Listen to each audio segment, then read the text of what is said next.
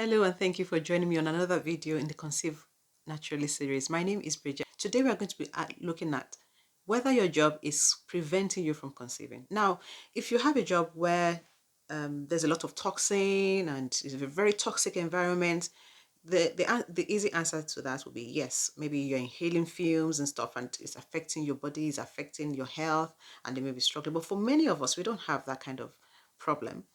However, there are more subtle ways in which your job can be stopping from prevent you from getting pregnant. And I'm not saying you should quit your job today. No, it's a part of who you are and it's part of life. But if you're aware of these factors, then you can start thinking of what to do about them.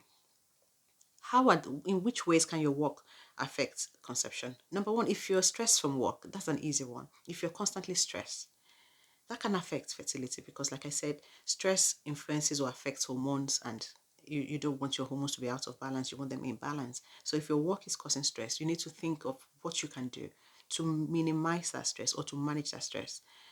That's number one. Number two, maybe the lifestyle that you have because of your work is not conducive to conception. So maybe you're one of those people that when you wake up in the morning, you're rushing off to work, you haven't had breakfast, you drink coffee, you skip meals, and then maybe eat something heavy, or you're eating unhealthy food on the go because you can't be bothered. You don't not that you can't be bothered, you don't even have the time to eat a good meal. That's an indirect way in which your work can be affecting your conception. So you need to look at that. Other small, even more subtle ways is the sense of fear, especially if you work in a very, or mildly, maybe not very, maybe just mildly sexist workplace where you know that if you do get pregnant, you may be uh, pass over you for promotion, you may not be able to get, you might even lose your job, you might not, somebody, if you go for maternity leave, somebody else will do your job, but you come back, you feel like you're not relevant. Maybe that's not even true, but maybe this is what you think might happen. On a subconscious level, you would want to get pregnant, but there will be a fear that's holding you back, causing a lot of conflict in your mind. And that conflict is also stressful. And once you're thinking, am I even ready to have this baby? What if I get this baby? And blah, blah. So all these thoughts are causing, our thoughts have, and I don't want this to sound like one of those highfalutin kind of ways of talking, but the truth of the matter is, even from a physical point of view, once you're thinking of anything that may be unpleasant or anxiety, can induce anxiety or stress, again, those hormones you're struggling with them because they start going out of sync. So there's that. There could be a sense of guilt, like, what if I have a baby? What if I have a baby and I'm not able to take care of my baby because I have to go back to work and stuff like that? Am I ready? Who's going to take care of my child? How am I going to handle childcare and stuff like that? Why am I saying this? I'm not saying this for you to feel bad or for you to quit your job or anything. It's just for you to be aware. Because in this case, knowledge is really power.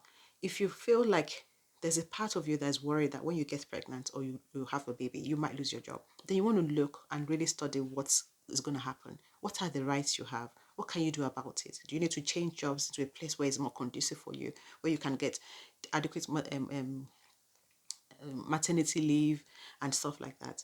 Or maybe it's just about reassuring yourself because you've vocalized it. You vocalized your fear, your guilt, telling yourself, encouraging yourself and making yourself feel more confident about your decision to have a baby.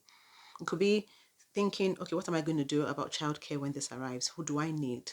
How much do I need to set aside for childcare? Do I have somebody who can come and live with me? Or, you know, again, these are just suggestions, but once you know what the issues are, once you know possible problems that may arise, that or things that may be stopping you from getting pregnant, the ways your work can stop you from getting pregnant, then you can start thinking of the solutions and then improving your chances of conception. So I hope that makes sense.